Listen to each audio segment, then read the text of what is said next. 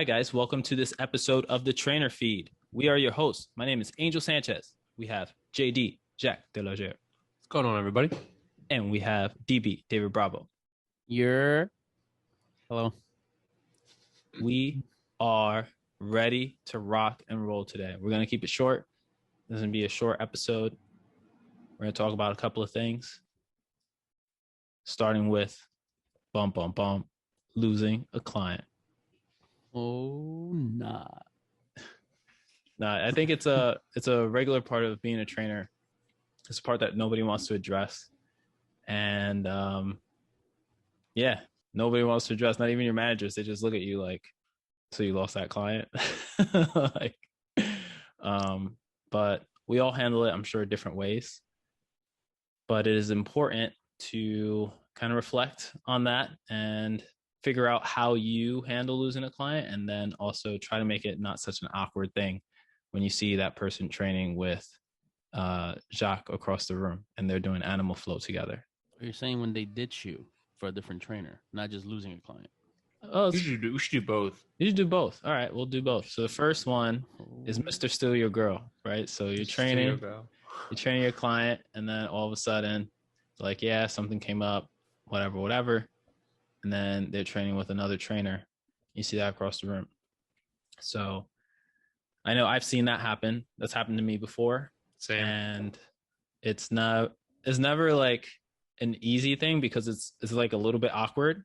And depending on how that happens, like if it's like, oh, can't do it because of X, Y, and Z, like let's say it was a money thing, right? Let's say, the expenses and finances of that. And then next week they're training with somebody else. It's like, well, that costs the same. So what happened there? But I guess it depends on what is actually going on and what actually happened. But how do you guys handle that? I think that I've handled it before. At first I thought it was awkward. I thought it was weird. And I've had situations where somebody had said, this is what I need you to be here at 9 p.m. or 8 p.m. on a weekday, and they're training with another trainer at 8 a.m., 9 a.m. And I'm like, well, what was that about? Why did you say that to me? But sometimes it's not about the individual, and this is something I had to learn through experience. It's not about that individual relationship between you and that person. It's kind of like that person is going through a journey, and we don't really know where that person is. And sometimes they think that everybody can meet them where they're at, and then they realize that no, that's not the case. And then it also, for me, I learned to kind of set boundaries, so that way I wasn't just always responsible for showing up at odd hours of the evening during the work week, and then expected to follow up with homework every week. And then when they didn't do the homework, I would have to create more homework and things on top of things. So setting boundaries, that's really helped me out. And some clients just making that change toward another person, and you can't be bitter about it. I don't think that's a positive way. How about you guys? I love being bitter about it. It's healthy. It's normal until a certain extent. Then you got to get over it. I find that some clients don't know how to handle anything, so they do it the best way they know how, which is just to avoid everything and dip and lie to you. But then also that other trainer should also come at you and be like, yo, your old client wants me to train them. I think that's the professional and nice way to handle it, not just not say anything and take your client, because it's happened to me before where I was asked to train someone permanently while I covered this person. I trained this person twice, I think. And then they're like, hey, I want you to train me now, not this other person. And I was like, oh shit. So then I told this other person, the other trainer, I said, hey, this is what's going on. Because I didn't want to show up the next week with the client and I'm like, oh, hey, what's up? So it's just a nice thing to do. If you're a trainer and somebody approaches you and says, hey, I don't like my trainer anymore, can you train me? It's money and it's business. So definitely take it. But at the same time, maybe be professional about it and mature and tell that trainer, be like, hey, just so you know, FYI, this is what's going to happen. I just thought you should know, and then you just move on from it. I think again, being sensitive, being or having boundaries, because I know Angel, this happened between us actually, where I did his CPT with someone, and should I have done more research? And I should have approached you. And I think I saw someone had either trained with you or was training with you. And at the time I was building my business up, and you know, at that time you think any number in the door helps you. And this person's a CPT, and then she says, "Oh, I'll probably go back to training with Angel." And I'm like, "Oh, so you are still currently training?" And I think you saw me with this person. You're like, "What the fuck?" You know, I don't remember. You remember who that Oh, is, shit, right? John. No, I And- don't Jack's remember. Oh, you don't remember who that scummy is? person. No. I'm pretty sure it was with us. And then at the time I thought, yeah, that's something that I should have gone and checked with you and said, hey, this person has either had sessions or had sessions with you. Mm. I should have just checked in with you and said, oh, like, does this person still train with you? Has it been a long time? Because on sometimes the data we get doesn't show us whether it was last week or if it was, I mean, last week you should see in the calendar usually, but I guess we can't see if it's last week or 6 months ago. You don't know how recent it was, you know, and then also that's why when I put my stuff in the other end, I thought, oh yeah, that would be kind of that would feel shitty. And I've also had it the other way around when someone stopped training me for a number of reasons, but then the irony is they were trying to go through different trainers, and after a period of time had gone through about 3 or 4 and it hadn't worked out, and they reached back out to try to, and that bridge had already been burned, so it was beyond repair. But that helped me after the fact of seeing that person with other trainers. I thought, oh, maybe they'll prefer it, maybe they'll realize that my style wasn't for them, maybe they'll be more successful, you start having all these fears, all these doubts. And in retrospect, once I finished that process with the client, came around and said, after trialing 5, 6 different trainers, I realized that the best it was with you. It helped me realize that the product I give is unique. There's a reason why people come train with me, and if you don't want to train with me, that's fine. That's with you. I think that process helped me realize that like I am legit, and so I just trust them. I've seen people train. I've also had clients when I've gone away, have had coverage, and then, not to toot my own horn, but they've come back and thought, no, I prefer your style actually, or like the way you progress, I prefer the style of your progressions. It's not just load, it's more complex. It's taxing my nervous system first before taxing my body with increased load. That being said, I also had the scenario where dealing with a client. There was one other scenario where I had my first knee surgery and I had a coworker cover my client, and I said, here's the program. Do said program. Client has injuries, serious back sensitivities and hip sensitivities. Didn't do the program. I come back. I should have had the conversation with the trainer. I never did, but the client came back and said, no, we did something completely different. And the client went to train on once a week with me instead of twice, and then once the other trainer. And injuries kept creeping up. And it was just to show.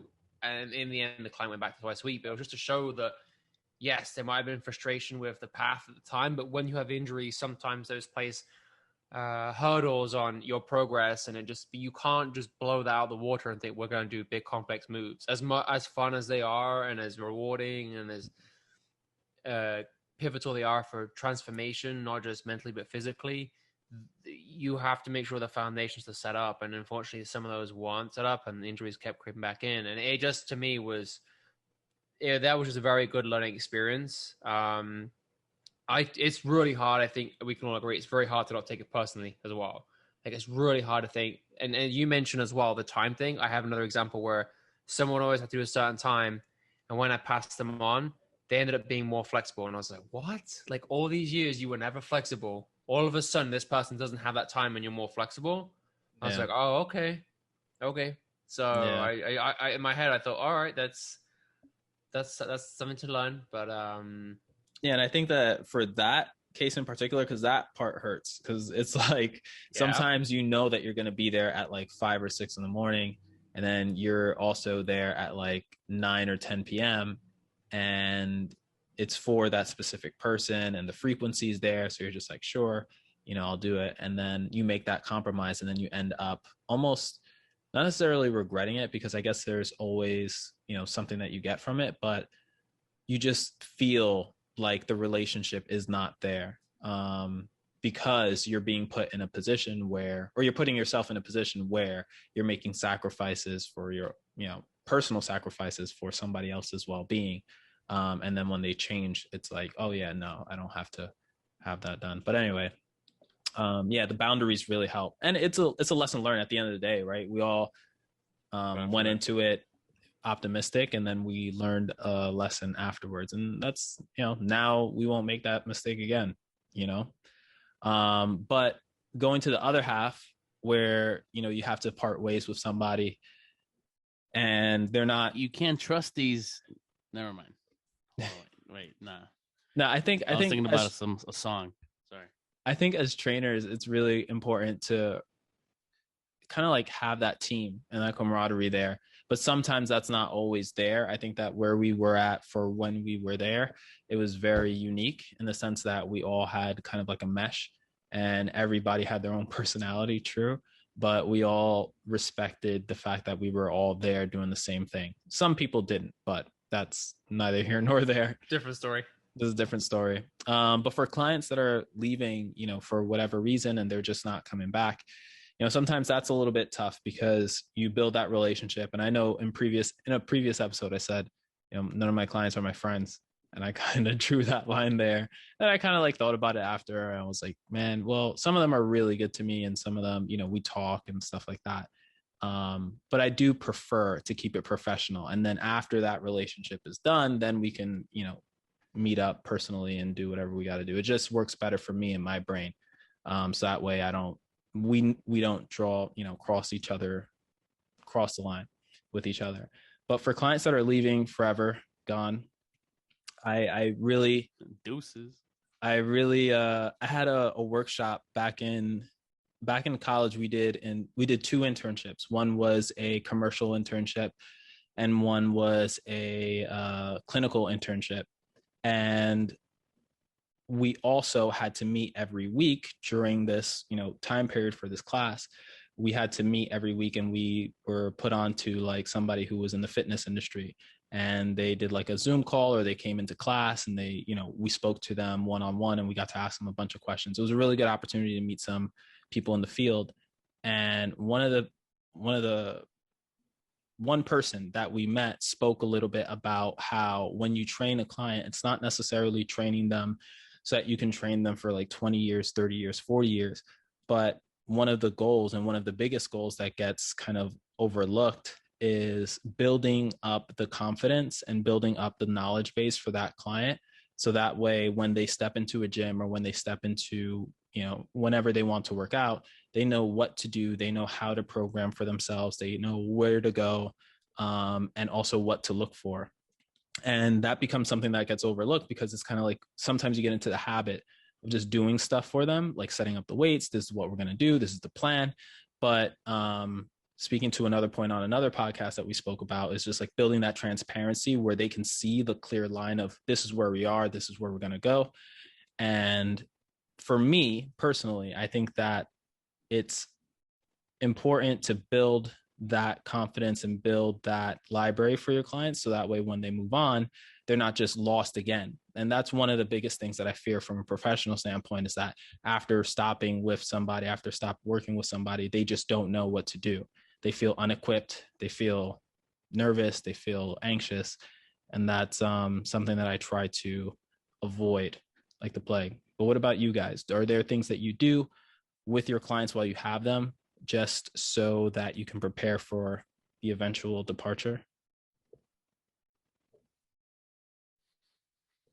Not specifically. Oh, nah.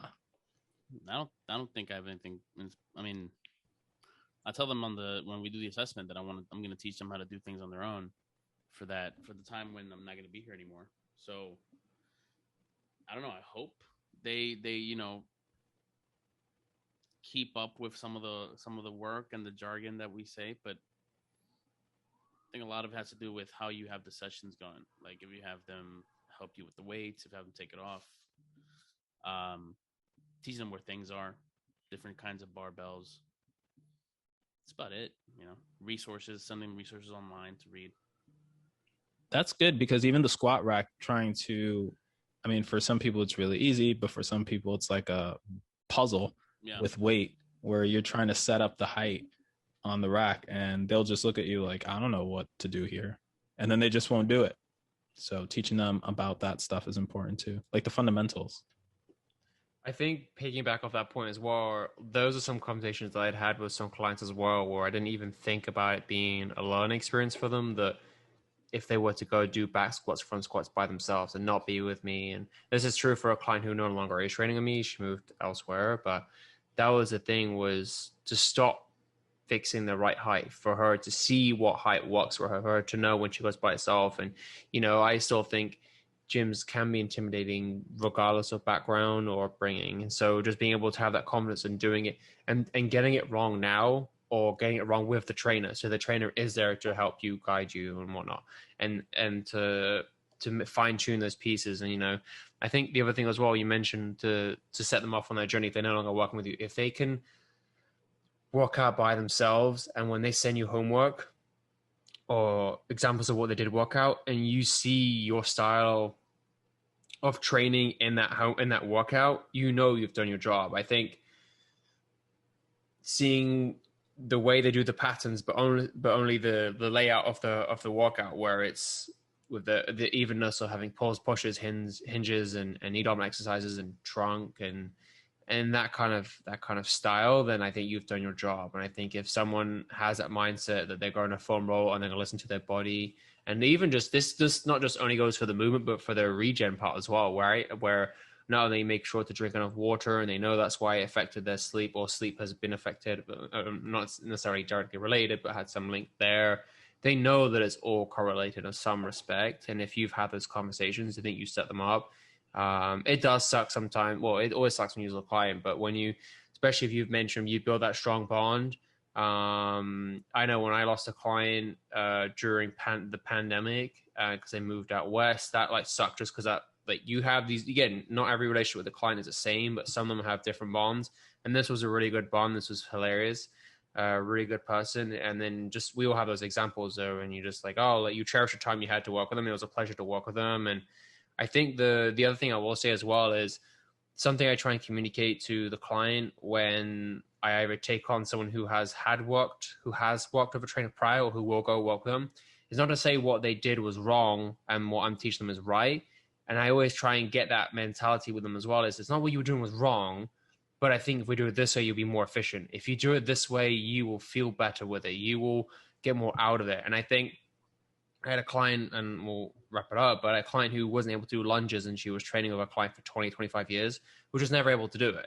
And then we got to the process between 6 and 10 weeks where she was doing walking lunges. And it's not to shout myself out, but I never took the opportunity to say, oh, that was a trash trainer. I said, no, maybe he just he was more centered on working on different things with you. It wasn't everything he did was wrong. It was more that he maybe had a different style, and maybe he didn't see getting you to lunge was as important as some of the other areas of opportunity you had. Every coach is different. Every coach is a different set of lens. I think when, if we've shared clients or covered a client, we've all noticed something that we didn't maybe see because we work with that client often, and it happens. I just think it's a normal way of putting it. But I thought that was an important thing to mention as well, that at least the clients know that, oh, I was doing it wrong all the time. They're like, no, let's just do this different. I'm covering someone else's client for the summer, and the first thing I saw was their stance and their deadlift. And they've been deadlifting like that for years. And it's not what I thought was saying was wrong. It's just, I think you might be able to feel smoother when you put your feet closer together, whatever it is. But I just thought that was an important thing to bring up as well. Yeah. And so I agree with that. And it changes the dialogue and the conversations that you have with the client. And then the client's internal dialogue with themselves starts to change as well. Because sometimes people feel like it's like the difference between saying I'm spending money versus I'm wasting money, right? When you start saying that, oh, I wasted money on this meal, it's like, well, you didn't waste it because it's a meal that you ate, right? You spent the money on that meal, but it's not like you just took it and you just threw it in the air and then you just walked away, right? That's wasting money. But having that conversation with clients, and then they start to change their dialogue and not saying, oh, I wasted my time with that trainer, or I was doing something wrong all that time with that trainer. trying to give that trainer the benefit of the doubt, because at the end of the if day, you're deadlifting with a round back, you're doing it wrong. We just got to put that out there. Sure. If you're doing the deadlift with a rounded back and you've been doing it for years, you can't just be like, "Oh no, it's fine." The only thing you gotta also set that, like, there's a thing where you gotta be like, there's a point where you like that's not right. The only thing I'm gonna say on that though, and because someone came after me for something, not for rounding their back, but for something in a pattern. Let's say this person, I'm not defending this, and I agree with you that if your deadlift looks like the Hunchback or Notre Dame, then there's something wrong. But imagine if that person does have this rounding back, but imagine if you saw that first video, that first picture of them, how much more rounded it was. And I just think that's something to bear in mind, and I'm not countering your argument, I'm just saying it's something just to think of when you see that. Maybe they've come a long way. Just because when someone came after me for something, and yes, it was not even near a finished product, but I kept thinking, and my argument was, but if you saw how far this person came, you put that into context. So, but I know, I totally hear what you're saying. I'll say that I think I agree with both of those points.